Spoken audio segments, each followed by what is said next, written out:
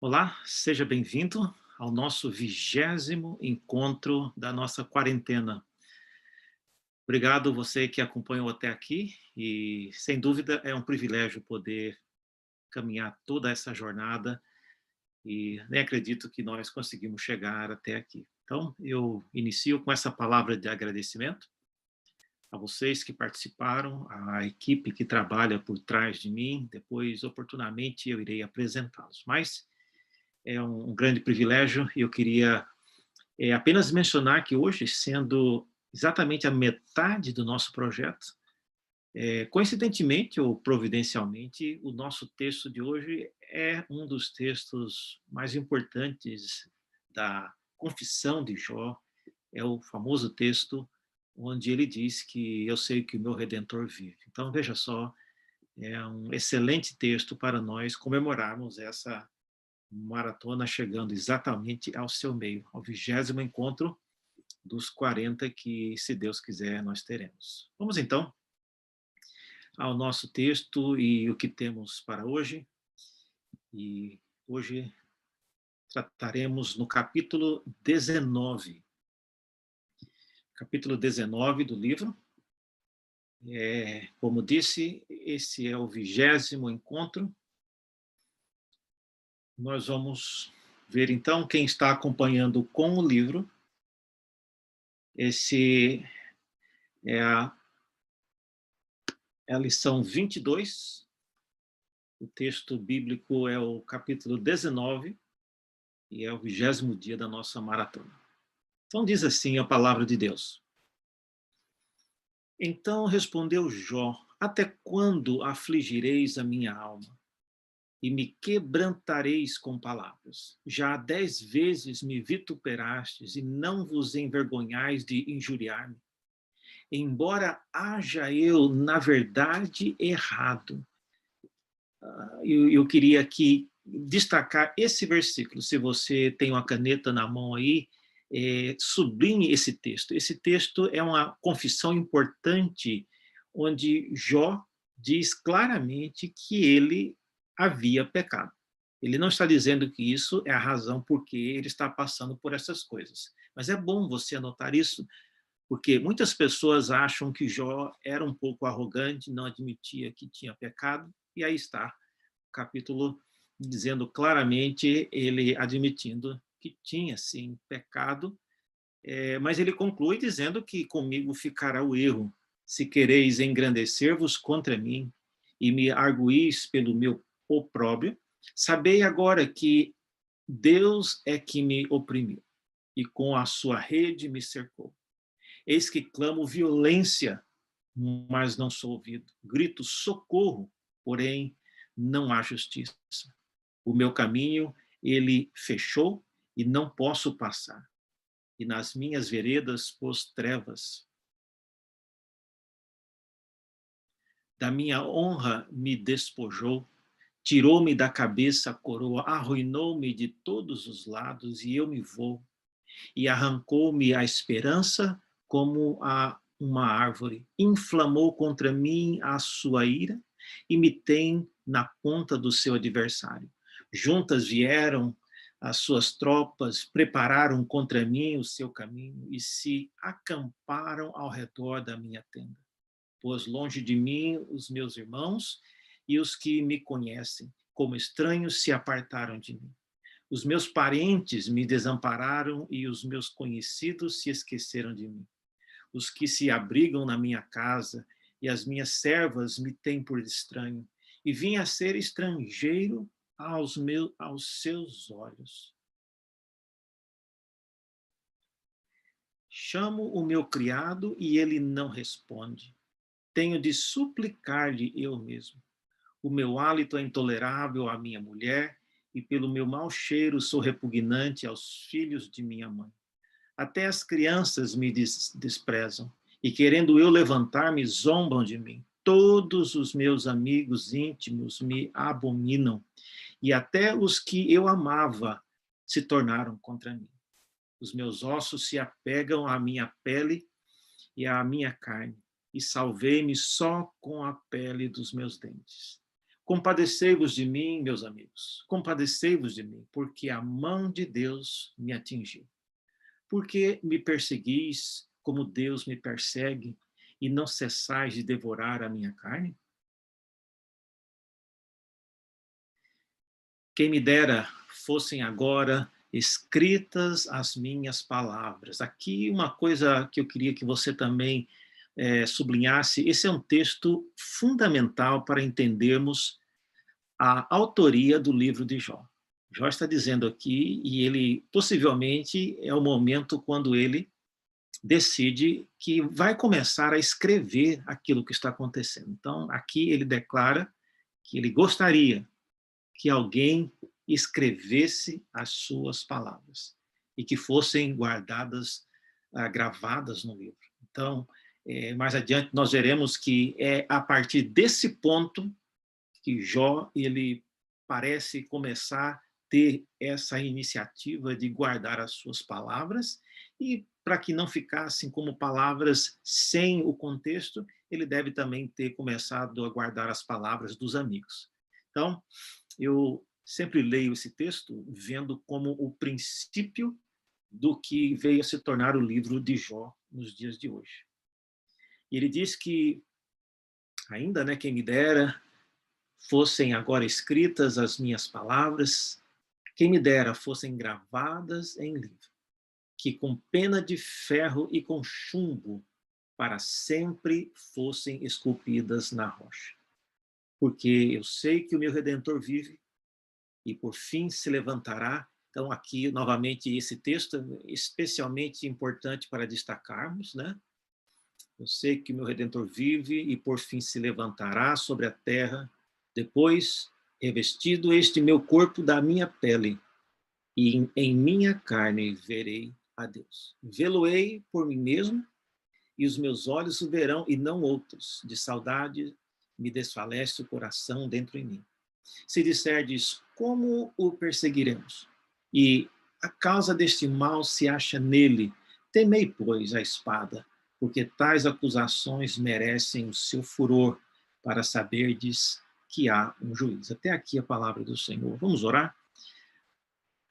Ajuda-nos, ó Deus, a entender a tua palavra e dá-nos entendimento que transforme a nossa vida. Pedimos isso em nome de Jesus. Amém. Muito bem. Vamos às nossas perguntas interpretativas aqui. Quem está falando é Jó, nós já vimos isso, e ele está dirigindo as suas palavras aos seus amigos, né? Então, é ele quem está falando. Ele está respondendo aos amigos a várias coisas que veremos hoje, que mostram que Jó estava intencionalmente dirigindo a sua palavra desse capítulo para questionar algumas das coisas que foram levantadas anteriormente. Por que ele está fazendo isso? Especialmente, eu diria, por causa da ameaça de tudo ser esquecido no tempo. Não sei quantos se lembram do que nós falamos na aula passada, no texto passado, mas Jó estava já comentando, falando em termos de um fim que era já iminente. E a sua palavra, a sua esperança, dizendo que ela iria até o pó com ele, tudo isso já era uma linguagem de alguém preparando-se para o fim. E o que ele não quer é que tudo isso caia no esquecimento, especialmente se cair no esquecimento do jeito que a situação se encontra atualmente. Isso ele não quer. Então, ele quer gravar isso, ele quer deixar isso de alguma maneira como um legado para as gerações posteriores.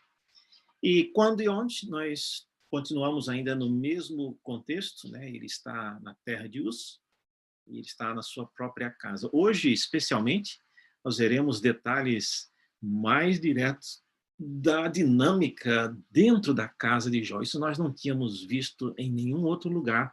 E hoje, pela primeira vez, a narrativa ela entra dentro da casa de Jó e fala de detalhes que estavam acontecendo enquanto Jó passava por essas aflições. Ok? Então, é um capítulo estratégico muito importante naquilo que vai acontecer no livro de Jó, em face àquilo que já aconteceu. Vamos então aos tópicos da aula de hoje.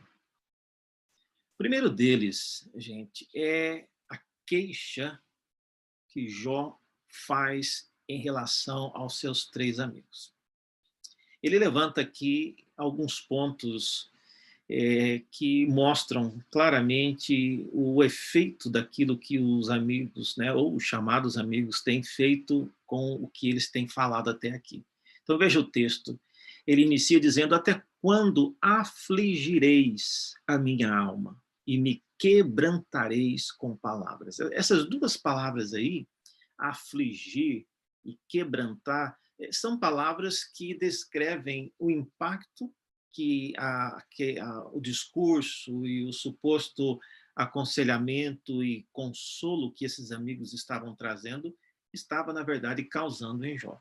Então, ele apresenta aqui duas coisas que estavam especialmente afetando a sua vida. A primeira delas é que eles estavam afligindo a alma dele, mais do que já estava acontecendo com as coisas que ele havia passado. A morte dos filhos, a perda de suas posses, a sua doença terminal, tudo isso já causava uma extrema aflição em sua alma, e os amigos, com aquilo que eles falavam, estava causando mais aflição. Então, na perspectiva de Jó, ele está dizendo que isso já foi, já tem causado na vida dele uma mais aflição do que ele já vinha trazendo. E também ele continua dizendo, né, que isso estava acabando de quebrá-lo ainda mais. As palavras dos amigos estavam causando um efeito contrário. Vocês se lembram de que no início, capítulo 2, versículos de 11 a 13, quando os amigos combinaram vir, eles combinaram vir para consolar Jó e condoer-se dele. Nenhuma dessas coisas estão acontecendo já nesse ponto. Nós estamos na metade do livro e já faz um bom tempo que Jó não lê e não percebe que o que esses amigos estão fazendo é algo que seja visto como consolo ou como um ato de prestar condolências, tá certo? E aí é o capítulo, o versículo que ele fala claramente, né, sem rodeios, de maneira direta: já 10 vezes me vituperastes e não vos envergonhais de injuriar-me, embora eu haja na verdade errado, comigo ficará o meu erro. Observe uma coisa, Jó não disse aqui o que foi que ele fez de errado. Ele está dizendo que ele errou. O termo hebraico aqui para errado é realmente um tipo de iniquidade, algum tipo de pecado. Nenhum tipo de pecado que não possa ter sido perdoado por meio de um sacrifício, por meio dele ter confessado a Deus. Mas ele confessa isso, sem dizer em detalhes o que foi que ele fez.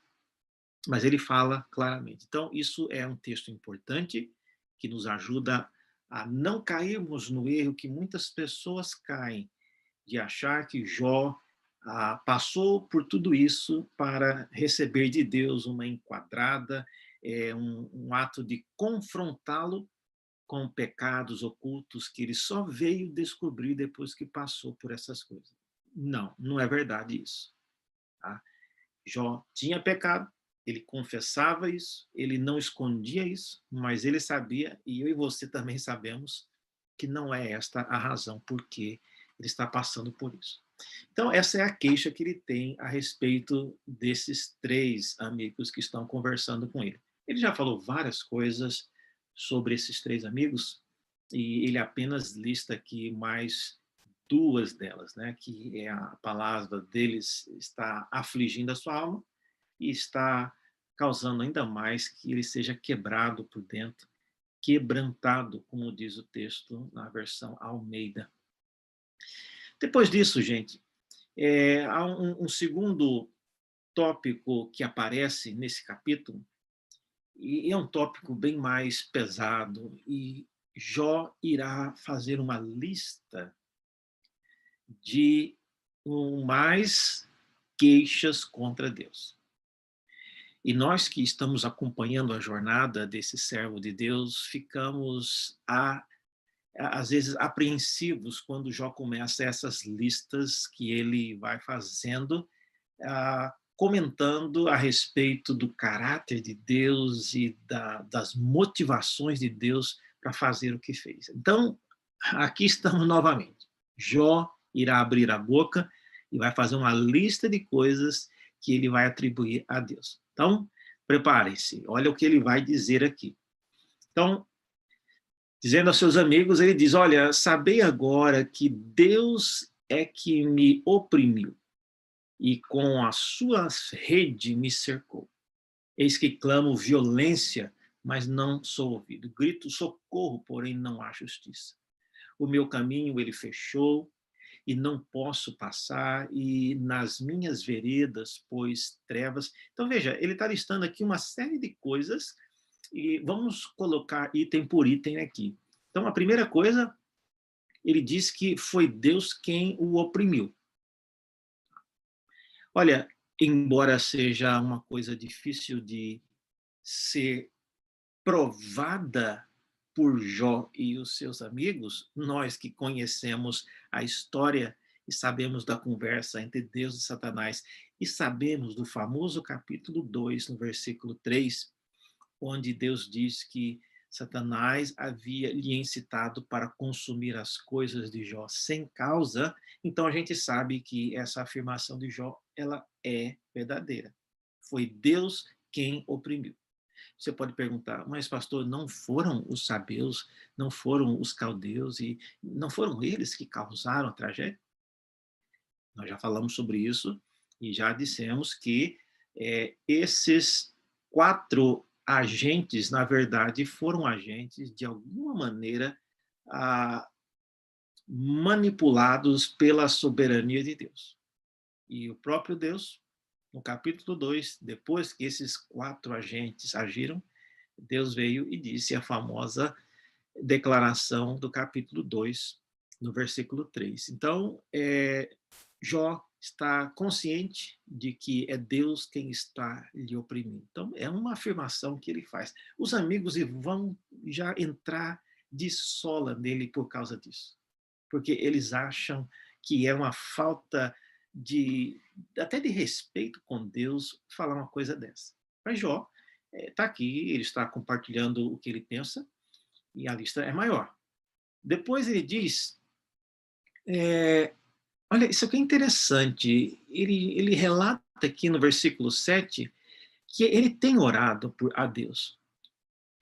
Ele diz que ele tem clamado a Deus e ele tem dito, pelo jeito, ele tem, de maneira enfática, apresentado diante de Deus a violência que ele tem sofrido nesses dias, mas ele mostra que ele não é ouvido.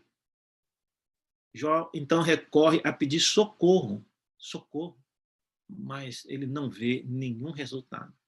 Então, isso aí na cabeça dele parece estranho.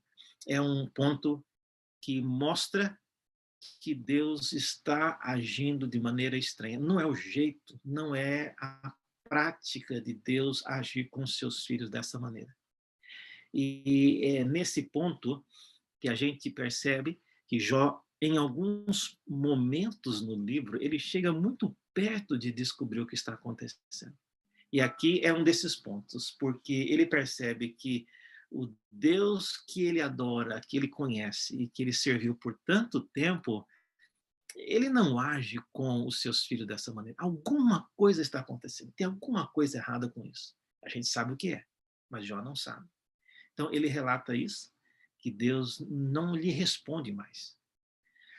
Uma outra coisa, no versículo 8, ele diz que o meu caminho ele fechou e não posso passar, e nas minhas veredas pôs trevas, ou seja, Deus cercou o seu servo de todos os lados e não tem para onde Jó escapar. Ele está com a doença terminal, mas ele não pode morrer. Ele gostaria até de morrer, mas a morte não vem. e ele não vai tirar a sua própria vida. Ele tenta esquecer do que está acontecendo, mas ele não consegue dormir. De noite, ele já relatou isso em capítulos anteriores, Deus lhe manda pesadelos e terrores e coisas assustadoras durante a noite, ele também não consegue dormir. Então, tudo isso é uma maneira dele ver que Deus está como se cercando e fechando todas as saídas possíveis. Quais seriam as saídas possíveis aqui? A principal saída seria: se o que eu estou passando é fruto de algum pecado e alguma iniquidade, por que é que agora, quando eu peço perdão a Deus, e Jó já fez isso antes, Deus não responde mais? Por que é que ele não aceita mais aquilo que eu ofereci como uma súplica contrita, e eu estou aqui sentado nas cinzas, rapei a minha cabeça, rasguei o meu manto, um gesto de contrição e arrependimento. Por que que isso não basta? Por que que isso não é mais suficiente como fora outrora?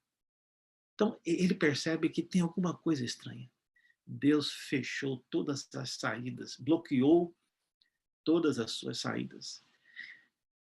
Ainda no versículo 9, se você quiser sublinhar isso na sua Bíblia, isso também é eu mencionei isso em perguntas anteriores, essa é uma evidência, eu creio, de que Jó talvez fosse algum tipo de governante, algum tipo de juiz. Ele diz aí que Deus lhe despojou da minha honra, me despojou e tirou-me da cabeça a coroa. Então, veja, não vamos inferir disso, se bem que é possível dizer que Jó era algum tipo de rei, pelo tanto de coisa que ele tinha, pela influência que ele tinha, e aqui ainda não dá para perceber isso, mas no capítulo 31 nós vamos ver isso de maneira quase que clara, sem chance de termos dúvida. Mas, por enquanto, não é fácil provar isso. Mas porque eu já conheço o restante do livro, eu digo com a grande margem de certeza de que Jó era, com certeza, um tipo de rei, um tipo de governante em sua época, na sua região. E aqui ele fala isso, que Deus lhe arrancou a coroa da cabeça e acabou com tudo. Tá certo? Ele ainda diz, continuando a lista do que ele diz que Deus fez, que Deus arruinou com a sua vida. Versículo 10, arruinou-me de todos os lados e eu me vou, e arrancou-me a esperança como a uma árvore. Isso é interessante, é que ele acabou de falar no capítulo anterior, lembre-se, de que ele disse que a sua esperança iria com ele até o pó e juntas elas descansariam, e aqui ele comenta que Deus parece que está perseguindo. Parece que Deus, depois de ouvir o que Jó diz, então você tem esperança, e Deus vai e ainda arranca aquela esperança que ele tem para testá-lo até o último ah, centímetro da sua fé e da sua integridade. Então, ele menciona aqui que Deus arruinou de todos os lados, acabou com a sua vida e até a sua esperança ele arrancou. Veja, ele está dizendo que a esperança dele era as suas posses e nem os seus filhos. Mas ele está mostrando aqui que tudo aquilo que ele tinha, especialmente a esperança que ele não vai desistir dela, de ter a sua situação tratada e julgada de maneira justa. Ele ainda não foi ouvido, ele ainda não teve a chance de conversar com Deus sobre o que está acontecendo. Então, essa é a lista dele. Ele crê e ele está falando aqui para os amigos que Deus arruinou a sua vida. E, por último, ele diz no versículo 11 que Deus está irado com ele. Nós já falamos isso anteriormente. Isso não é verdade. Deus não está irado com Jó. O que está acontecendo não é por causa disso. Porém, como entender essa afirmação dele à luz do que será dito no final do livro, que aquilo que Jó falou a respeito de Deus não foi injusto, como os amigos falaram. A única maneira que eu vejo para interpretar esse versículo 11 é entendendo como uma descrição de Deus como se estivesse irado. Embora ele não esteja, ele está agindo como se estivesse, com a finalidade de testá-lo. Então, um Deus que faz todas essas coisas com o seu servo, alguém que tem andado em seus caminhos, ele só pode estar irado. O contrário disso, Deus estaria abençoando, dando aquilo que nós precisamos, não necessariamente aquilo que merecemos, mas não é isso que está acontecendo. Muito bem, esse é o tópico das coisas que ele fala contra Deus. Agora, depois dessa queixa contra Deus, Jó tem algumas queixas contra os seus parentes. Veja só o texto aí. Ele inicia dizendo, aqui também ele faz uma outra lista, a queixa contra os seus parentes, e ele inicia dizendo que, questionando, reclamando do abandono. Olha só, ele diz que, pois de longe de mim a meus irmãos e os que me conhecem como estranhos se apartaram de mim. Olha, embora, vocês estão vendo aí que, embora esses irmãos e os que lhe conheciam se apartaram dele, vocês observaram aí que o verso 13 inicia com esse verbo pôs, e a pergunta é: quem pôs? Quem foi que pôs os irmãos e os que lhe conheciam longe dele? O verbo pôs está na terceira pessoa, então, na visão de Jó, aparentemente ele está dizendo que quem fez isso também foi Deus. De qualquer forma, ele se queixa disso. É uma coisa que ele não esperava. Alguém que está numa situação terminal como a que Jó se encontra, ele não vai esperar realmente que amigos, pessoas da sociedade em geral tivesse compaixão e ficasse ao seu lado no leito nos seus dias terminais, como ele achava que era. Mas aqui, versículo 13, está falando de irmãos, gente, irmãos de sangue, e pessoas que conheciam. Então, essas pessoas começaram a agir como se fossem estranhos. Isso dói, isso machuca. Você ser tratado como estranho por uma pessoa que já é um estranho, não é um problema, mas você começar a ser tratado como estranho por alguém que você sabe, que te conhece, e que você, a recíproca é verdadeira, você também conhece, isso sim machuca e dói na alma. Então Jó, ele queixa disso.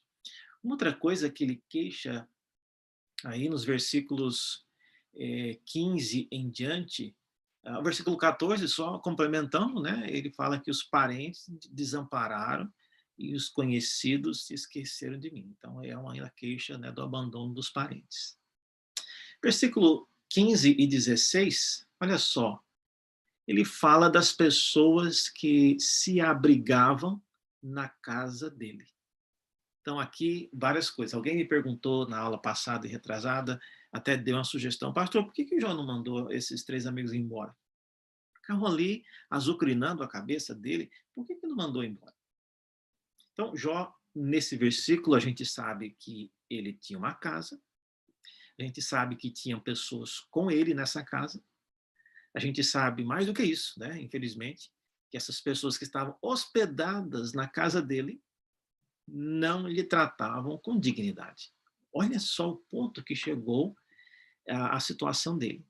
Ele diz aí: os que se abrigam na minha casa e as minhas servas me têm por estranho. E eu vim a ser estrangeiro aos seus olhos. E eu acho que o ponto mais baixo aqui dessa descrição é ele diz que ele tem que chamar o meu criado e ele não responde. Olha só, o criado é alguém cujo salário é Jó quem paga.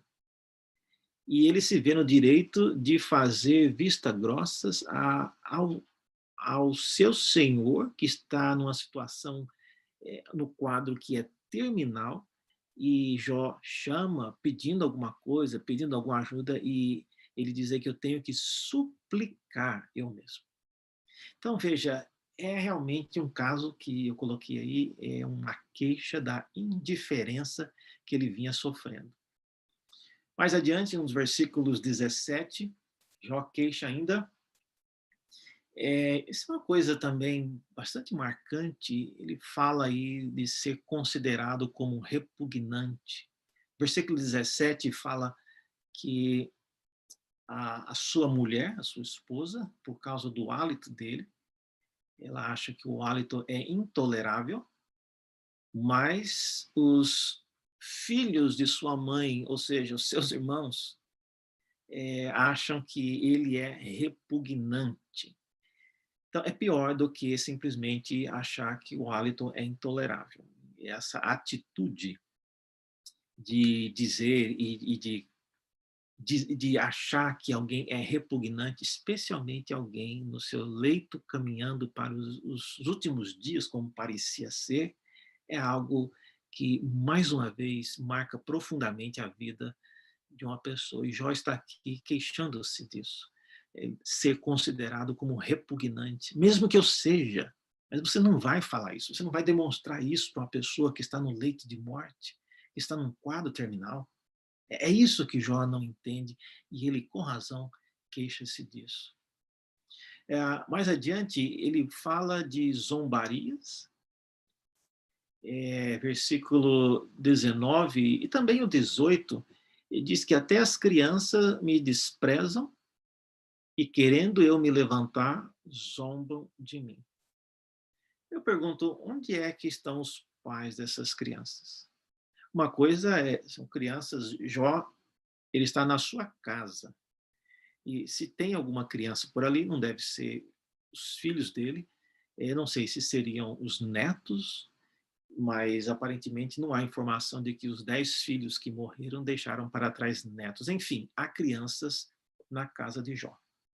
E essas crianças, ao vê-lo, diz o texto, ao vê-lo querendo se levantar, eles zombavam de Jó. Então, é uma atitude não só de zombaria, mas é uma falta de respeito com alguém doente, alguém no quadro em que Jó se encontrava. E aí, o versículo 19 fala de os amigos íntimos que abominavam, e até os que eu amava se tornaram contra mim. Então, aqui, essa situação de ser considerado como abominação. E olha só, se você tiver uma caneta aí, sublinhe essa expressão: aqueles que eu amava. Ele não está falando aqui da esposa e de filho, mas eram amigos, amigos íntimos, amigos que Jó de fato amava. Havia um círculo mais restrito e mais imediato de pessoas que Jó descreve aqui. Eram pessoas que eu amava. Por que eles se voltaram e agora me consideram como abominação? Então, isso, gente, é a parte do que eu chamo do terceiro teste. Agora, Jó ter que passar por todas essas coisas sem blasfemar contra Deus. Muito bem, o último ponto dessa aula tem a ver com o que eu chamo dos 3 pilares do credo de Jó.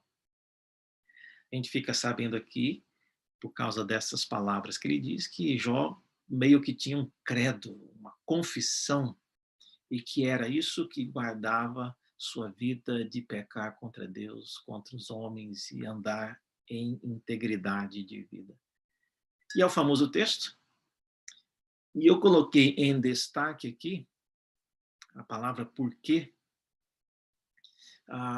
porque a gente precisa saber por que Jó diz essas coisas. E eu sempre gosto de lembrar que o Jó que menciona essas palavras tão bonitas que as pessoas citam, né, falam com tanta com a boca cheia, mas o Jó que falou isso, falou numa situação de extrema dificuldade, não só por causa da morte dos filhos e das suas da perda das posses e das suas chagas, mas pelo que acabamos de ler no capítulo.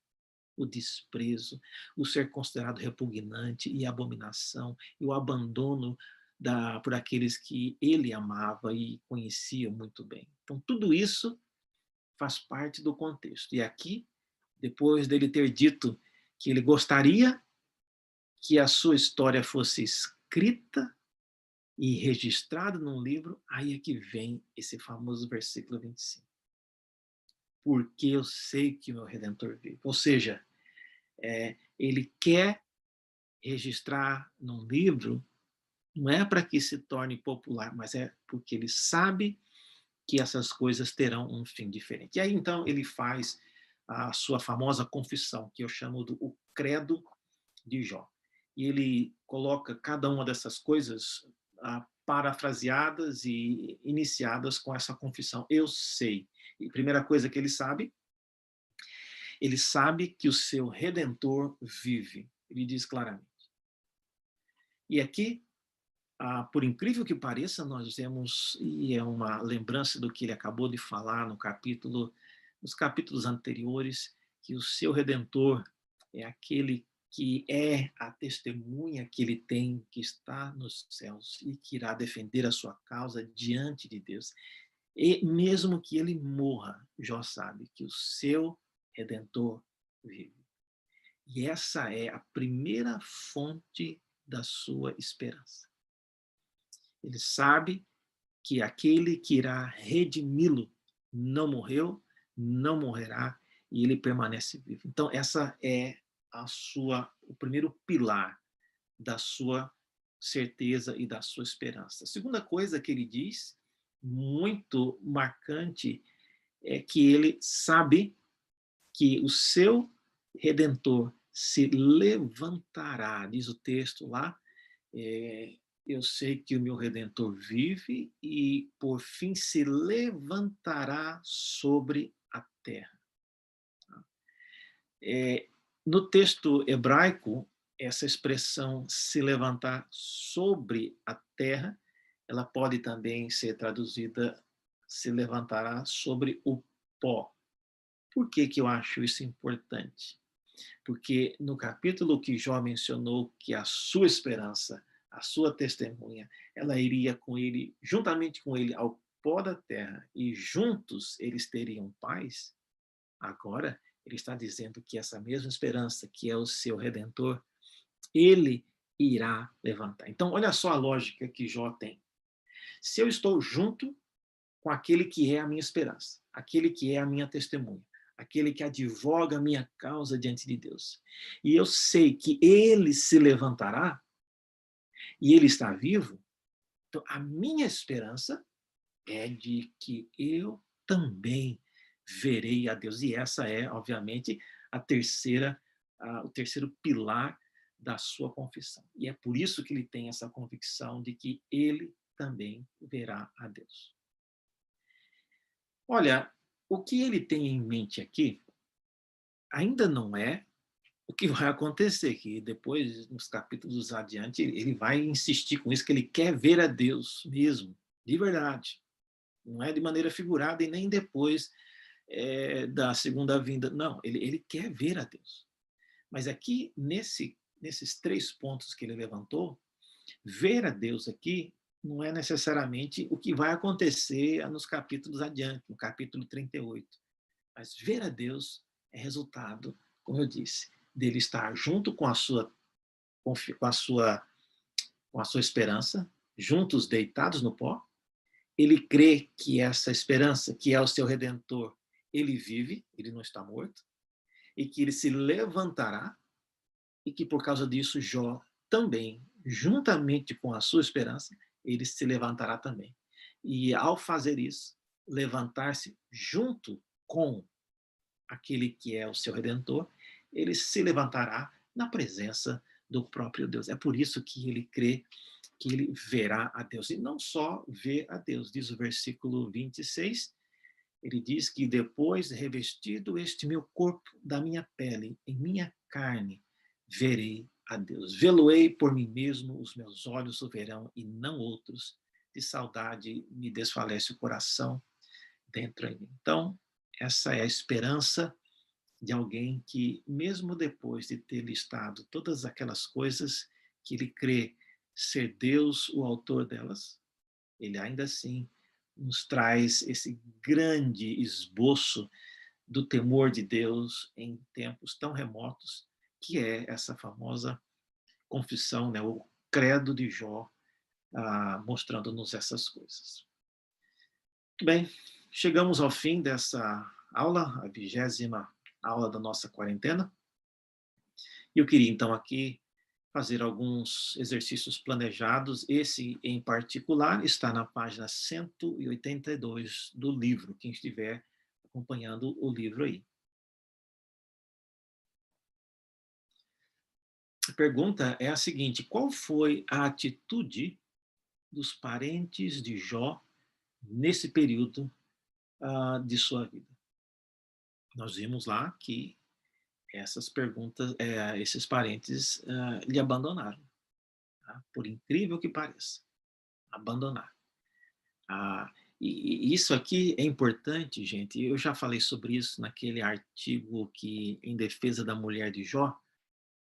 Uma das coisas que eu uso para mostrar que a mulher de Jó não era uma megera, como muitos acham, é o fato de todos os irmãos de Jó, seus cunhados, todo mundo foi embora. Aqueles que Jó tinha estima por eles também foram embora. Só a mulher permaneceu junto com ele. Tá certo, ela comentou que o hálito dele era intolerável, mas ela estava junto. Aliás, para você perceber o hálito de alguém, você tem que estar próximo. Então, ela não era alguém que simplesmente deixava Jó lá no quintal e não ficava nem perto dele. Não. Então, a atitude dos parentes, ela não é a mesma da atitude da esposa de Jó, que parece ter sido uma mulher igualmente temente a Deus por ter ficado do lado dele, apesar do que os seus irmãos e irmãs fizeram. Tá certo? Outra pergunta: como e onde Jó gostaria que suas palavras fossem gravadas? Ele queria que elas fossem gravadas num livro, e com a pena de chumbo, é uma linguagem figurada, e também nas rochas, né, ele menciona, para que não fossem jamais esquecidas, certo? E isso aí é uma evidência, como nós falamos, de como pode ter iniciado o que hoje nós conhecemos como o livro de Jó, todos esses escritos, certo? O objetivo dessas perguntas, gente, é mais para quem lê o livro ajudar a se lembrar daquilo que foi tratado, tá bom? Depois que a gente fala tudo, parece, não, mas pergunta tão óbvia, tão fácil, né? Mas tente respondê-las direto, sem ter passado pelos comentários e sem ter passado pela leitura do texto. Não é tão óbvio assim. Se torna óbvio por causa de termos caminhado e digerido parte desse conteúdo. Ok? Muito bem, vamos para a nossa sessão de perguntas. E hoje, o que é o 20º dia, é a metade da nossa quarentena, a nossa equipe preparou algumas fotos aí desde quando nós começamos. A gente fez uma seleção, não são todas, mas deu quase 50 fotos e eu vou passar aqui rapidamente, lembrando das pessoas que já tiveram conosco aí nessa jornada, tá certo? O pastor Samuel Gomes, lá de Itapecerica, da Serra, ele é aqui perto do Capão Redondo, mas a família dele é de lá, e ele mandou essa foto bem no começo da nossa jornada. A Caiane também, da Igreja de Santo Amaro, a família do pastor Ivan, em Bernardino do Campo, ele também mandou essa foto há muito tempo, já no começo ainda da nossa jornada. Essa Ana Lídia e o Ravi, lá de Goiânia, são parentes meus, estão assistindo aí. A Milena Venturini, ela é filha de um grande amigo, o Dante Venturini, e ela também mandou essa foto ainda, em 25 de março, ela já comentava sobre isso. O Caio Matos, também, da Igreja de Santo Amaro, mandou isso já há um bom tempo. O Fernando e a Daiane Lascala também mandaram essa foto da nossa jornada. A Letícia e o Lucas também mandaram essas fotos. Aqui a família, a Ruth, a Maísa e a Raquel, né, são de Santo Amaro, e eles mandaram também essa foto já faz um bom tempo. A Shirley Policarpo também mandou essa foto dela e desse pessoal aí, parentes, na casa dela. Pastor Felipe e a galera deles, né? O Ronaldo, presbítero Ronaldo, também mandou essa foto. Essa pessoa aqui, a Silveira, ela mandou de Luanda, em Angola. Eu não sei se ela ainda assiste com a gente, mas se estiver assistindo, um abraço aí, Deus abençoe. Isso aqui também são parentes meus em Goiânia, né? A Rogéria e a Clara. Eles também acompanham lá rigorosamente. A Patrícia, esposa do pastor Sérgio, também mandou essa foto ainda no dia 30 de março. Esse irmão aqui, o Carlos Ferreira, de Ibiúna, São Paulo, também compartilhou com a gente no história. A Renata Zomer, da Igreja de Santo Amaro, também. O Jair, a Juliana e o Enzo, né, mandaram essa foto já também um tempo atrás, estão aí lutando, graças a Deus. A Leilane, o Márcio e os meninos também mandaram essa foto. O Simão e a Neuza, também da Igreja de Santo Amaro, mandaram a foto já há um bom tempo atrás. Família do Junqueira, a Lia, seus pais, também compartilharam conosco já há um bom tempo. A Flávia e o Eclesiástico, né, também compartilharam essa foto um tempo atrás. O seu Valderi e a dona Célia, os pais do Igor e da Gisele, também mandaram essa foto um tempo atrás. A Elvia e o Walter são de Resende, no Rio de Janeiro. O Ézio, a Silvana e a Catherine, né, também mandaram essa foto há um bom tempo atrás. Deus abençoe vocês. Esse aqui é o Ricardo e a Luísa. A Luísa, ela é secretária lá no JMC. Obrigado, Luísa e Ricardo. Família do Tiago, da Tânia, Larissa e o Franco estão aí participando juntos. O José Vandelson, não sei se ele já mandou uma foto mostrando ele, né, mas ele manda constantemente fotos, né, da sua participação. A Oralice, né, essa não é a última foto, mas é uma foto que aparece ela melhor, também participa com a gente constantemente. O Daniel Eusébio, a Tâmara, de Uberlândia, o Giovanni, a Núbia e a Mariana também estão sempre conosco. O Douglas Borowski também, ele é um pastor, interior de São Paulo, e ele comprou o livro depois que começou a quarentena. O Tiago também mandou da sobrinha da Tânia, né, assistindo a quarentena aí. O Samuel, né, também mandou essa foto da nossa jornada. Esse Gustavo Neves, ele falou que acompanha lá da Alemanha esse nosso estudo. A família Carolina, Amanda e seu Maciel e a dona Luciane também estão participando aí, mandaram essa foto. Joaquim e a Nauzira. A família do Senna, né, o Wallace, todo mundo aí. Essa foto tem todos, por isso que eu escolhi essa. Não, mais uma vez, não é a última foto, mas é que tem todo mundo junto. O Vidal, né, e o Davi, né, também mandaram essa foto. Tem uma deles com a Jamile, mas essa aí tá é mais recente essa. E aqui eu coloquei aqui todo mundo, né, porque tem tanta gente nessa foto, todos eles com máscara, né? E família do Estevão, Kira e o pessoal todo aí tem acompanhado sempre também juntos. Pela primeira vez, né, a foto deles, né, a Selma e o Hamilton. Obrigado. A primeira foto deles, a Magda Casanova, da igreja da Vila Pompeia. E aqui é todo mundo mesmo, né? Tem mais de uma família aqui nessa sala, né? E todos estão com máscara e a Bia está até segurando lá no meu rosto, né? Obrigado, gente, pelo carinho e pela participação aí. O Nilton, a Sandra e a Manu, eu fiquei sabendo que foi a própria Manu quem fez esse cartaz para mim no dia do meu aniversário, no dia 30 de abril. Obrigado, gente. A Thaís e o Wellington Castanhas, de Jundiaí, eles também acompanham ainda, eu creio. Esse casal, essa família de Portugal, eles mandaram essa foto também meio que no início da nossa quarentena.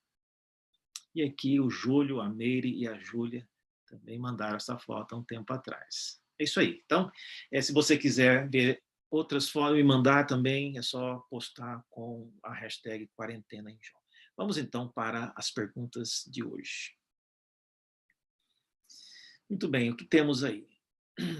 Pergunta do Fernando Moreira, essa de aulas anteriores. Ele pergunta, a existência dos filhos de Jó foi só para ser um drama na vida de Jó? Olha, Fernando, eu creio que não.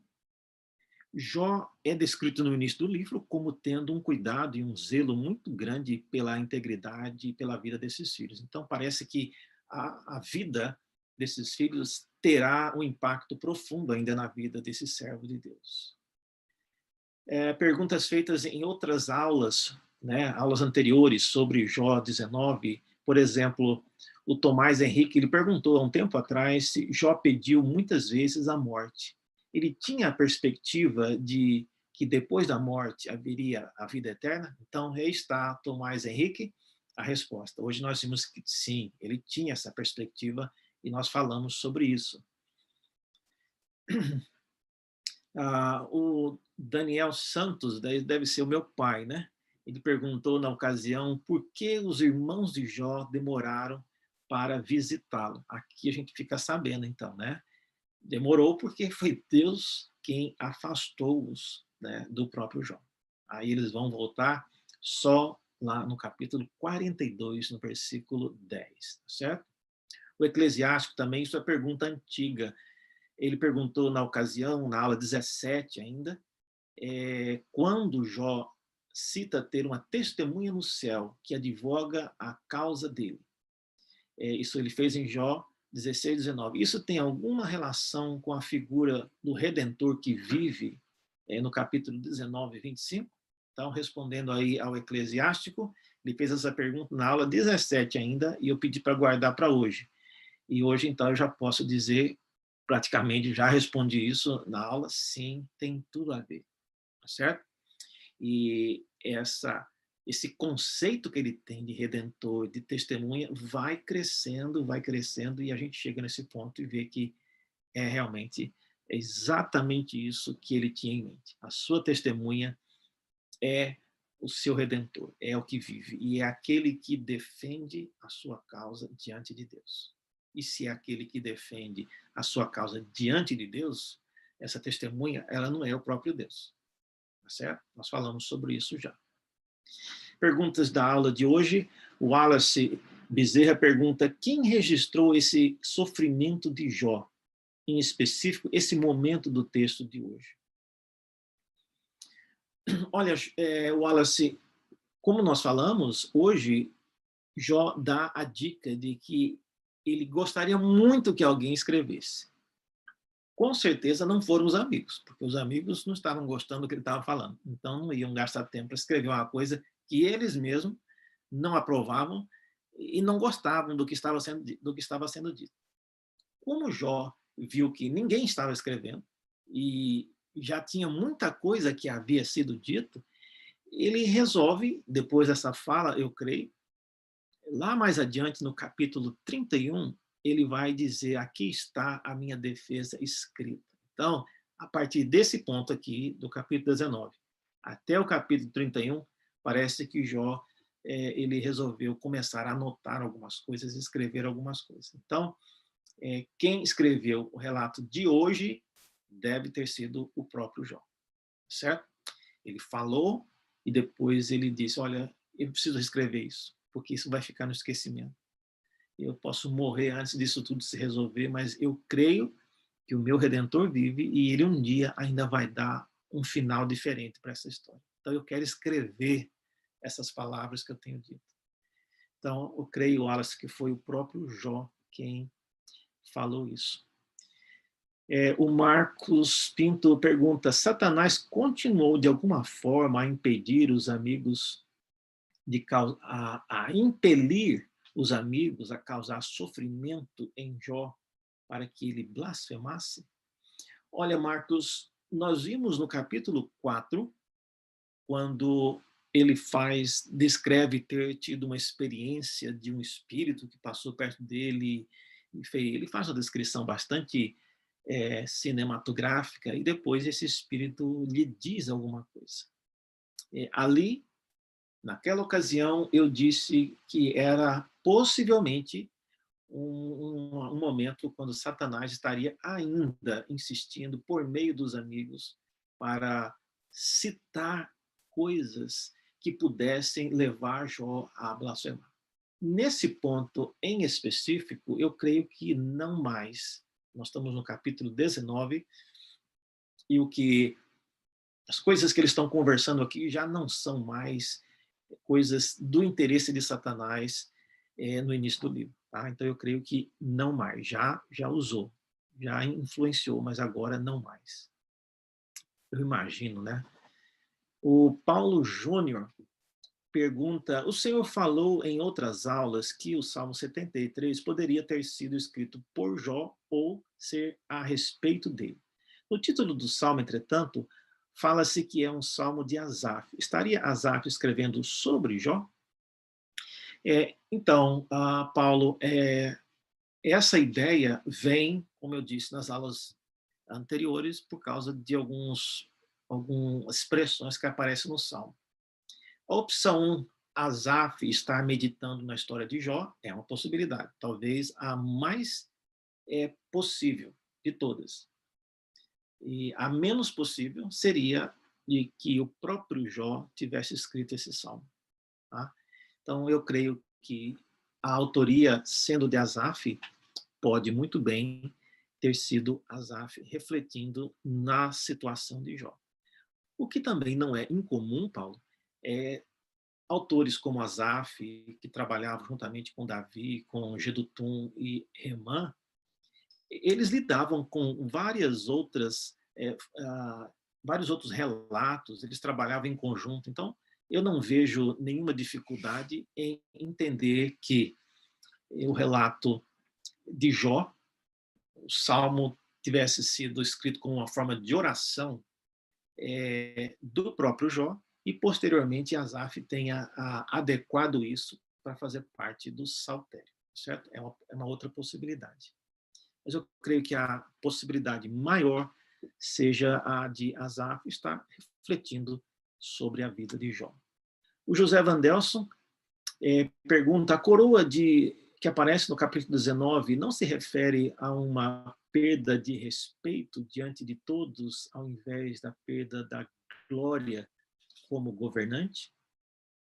Olha, José Vandelson, no texto lá, ele menciona duas coisas: que Deus tirou dele a honra e a coroa. Então, parece que a referência à coroa não é um termo comum para ser usado como metáfora para dignidade, para poder, não é o termo mais comum. Então, eu creio, com base no que vem depois ainda, José Vandelson. Hoje parece que eu estou forçando o texto, mas adiante nós veremos isso com mais clareza. E essa coroa, ela realmente parece ter sido uma evidência de que Jó ele tinha funções de governantes na sua época, tá certo? O, o Paulo Júnior também pergunta abandono e indiferença. Isso lembra muito a história de Jesus, guardadas as devidas proporções. É possível dizer que a narrativa de Jó aponta para o que Cristo teria de sofrer? Sim, Paulo, aponta muito diretamente, embora o final da história de Jó tenha sido diferente da de Jesus. Jesus de fato morreu, Jó não morreu. Mas sim, aponta o abandono ser tratado como abominação. Esses dois aspectos, especialmente que vimos hoje, parecem indicar claramente para aquilo que Cristo sofreria adiante. Sim, é uma boa conclusão. O Marcos Pinto pergunta por que Jó sempre achava que Deus o perseguia. Naquela época, não tinha conhecimento da atuação de Satanás? Marcos, ninguém no livro, ninguém, exceto Deus, mencionou ou falou algo sobre Satanás. O livro termina, Satanás desaparece, não aparece no final do livro. Então, não há nenhuma referência a Satanás vinda das pessoas. Agora, eu já mencionei, por causa do capítulo 4 e mais adiante na palavra de Eliú, como veremos, os capítulos 32 em diante, eles tinham, sim, uma percepção dos anjos e da atividade angelical já nos dias de Jó. E mais do que a gente gostaria. E a gente não sabe se é verdade, mas eles falavam isso. Né? Pessoas como Elifaz, como Eliús, falavam que eles tomavam conselho com anjos e cada um tinha meio que um tipo de um anjo da guarda com quem ele se aconselhava. Né? A gente não sabe se isso é verdade, mas é o tipo de linguagem que eles usam. Então, embora não tivessem expressado nada sobre Satanás, eles tinham sim o conhecimento de seres angelicais, tá bom? Mas é realmente uma coisa curiosa não terem o conhecimento, ou pelo menos não mencionarem nada sobre Satanás. E por último, o Samuel pergunta, nos versículos 24 e 29, deve ser do capítulo 19, né? Podemos dizer que Jó tem ideia, ainda que não total, da vinda do Messias? Olha, Samuel, eu creio que não. É prematuro a gente concluir isso agora desses dois versículos. Mas eu creio que no credo de Jó, ele pelo menos sabe que o seu Redentor, né, que é o seu advogado, ele vive e ele vai ressuscitar. E por causa disso, ele também irá ressuscitar com seu Redentor, aquele que é a sua testemunha.